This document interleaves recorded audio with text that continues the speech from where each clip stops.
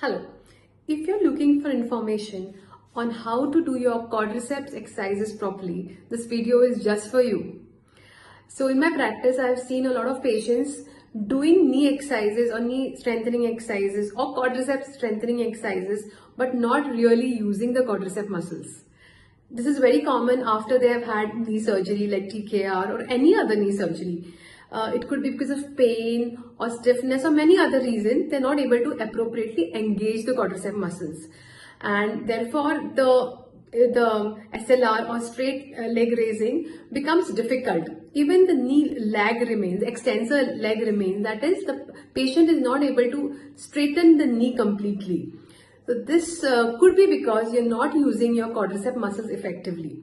In this video, I'll be demonstrating how to use your quadriceps muscle effectively and how to use your VMO muscle.